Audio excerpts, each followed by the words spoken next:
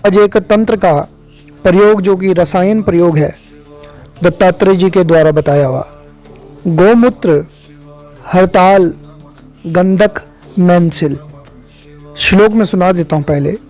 गोमूत्रम हरतालम च गंधकम च मनशिला। गोमूत्र हरताल गंधक मैंसिल इन सब चीज़ों को बराबर लेकर समम समम गृहीत्वा तु यावत् शुष्कम तु पेशयेत, जब तक सूखे नहीं तब तक निरंतर जो है उसको घोरते रहें। मतलब उसको एक खरल में लेना और घोटना है आपस में। गोमूत्रम रक्तवर्णायाम, रक्तवर्ण की कोई गाय हो लाल रंग की और उसका ही गोमूत्र। गंधकम रक्तवर्णकम एकादश दिनम यावद्रयम यत्नेन वै शुचि।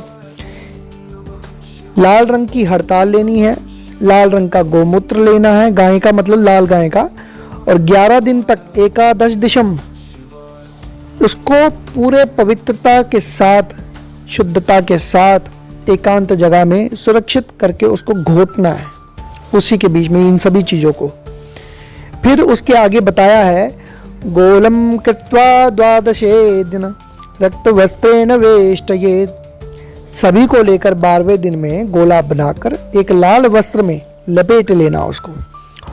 और लाल मिट्टी का भी एक जगह वर्णन बताया हुआ है, मैंने सुना भी था कि लाल मिट्टी के अंदर इन सभी को डालकर ऊपर से मिट्टी का लेप करके फिर लाल कपड़ा बांधकर, नहीं तो जो है जैसा वैसे भी करो।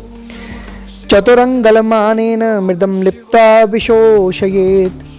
फिर 4 अंगुल प्रमाण मिट्टी का लेप करके, ठीक है ना, पहले या बाद में वही बात आ गई, तो उसको गोले को सुखा लेना है।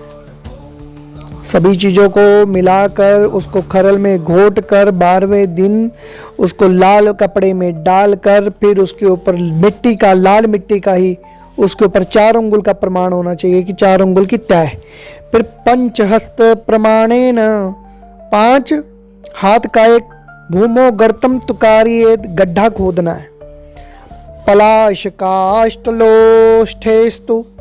लकड़ी जो होती है ना ढाक की, पलाश जिसको बोला जाता है, पूर्ये द्रव्य मध्यगम, उन लकड़ी के कोयलों के बीच में उसे पोला करके रख देना है बड़े प्यार से। बिल्कुल टाइट नहीं करना, ऐसे जैसे होता है ना, कोयले बिछा दिए फिर उसके बीच में रख दिया फिर ऊपर से कोयले बिछा दिए, तो ऐसे। फिर अग्निम दद्यात प्रयत्नेन स्वांग शीतम समुद्धरेत, ताम्र पात्रे सुसंतप्ते तद भस्मम तु प्रदापयेत। फिर बड़ी सावधानी से नीचे आग जलानी है और जब आग शीतल हो जाए तब गोले को निकालकर अग्नि से तपे हुए एक तांबे के पत्र पर उसकी भस्म डाल दें। मतलब इन कोयलों को जलाना है। और आपको पता पलाश की लकड़ी में जो कोयला होता है बहुत देर तक उसमें सेक बना रहता है, इसलिए उसको जलाकर फिर उसमें कोयले डालकर फिर उसमें रखकर इस प्रकार से आपने ये कार्य करना है। तो फिर जब ये चीज़ तैयार हो जाएगी, गोला निकालकर उसी का जो अंदर जो सामान होगा वो भस्म होगी, तो किसी तांबे के पत्र को या तार को गर्म करके उसमें वो भस्म डाल दो, गर्म पात्र में ही। यावत सिद्धिर न जायेत तावदेत समाचरेत। समझ रहे हो आप? गुंजयकम तत्क्षणात् स्वर्णम जायते ताम्रपत्रिकम। अब जब आप गुंजा मात्र समझते हो, रत्ती दाना जो होता है उसके बराबर, ठीक है ना, तत्क्षणात् स्वर्णम जायते ताम्रपत्रिकम, अगर आप डालते हो तो वो सोना बन जाएगा, ताम्र का पत्र, ठीक है ना। और एक चीज और, ये जो गुंजावर मतलब गुंगची जिसको बोला जाता है, इस रसायन प्रयोग को कहीं भी अरण्य निर्जने देशे शिवालय समीपतः, जंगल में, वन में या शिवालय में करना चाहिए इस प्रयोग को।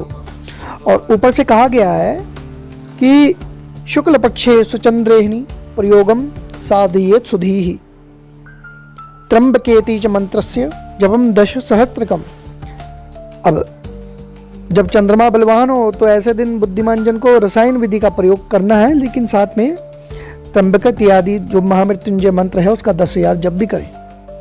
और हो सके इस प्रयोग को करने के लिए साथ में नियम दिया गया है कि यावत सिद्धिर न जायेत तावदेत समाचरेत प्रत्यहम कार्येत विप्रान भोजयेत दुद्र सम्मितान, कि 11 ब्राह्मणों को भोजन कराना प्रतिदिन, और जब तक सिद्ध ना हो तब तक उसे करते जाए।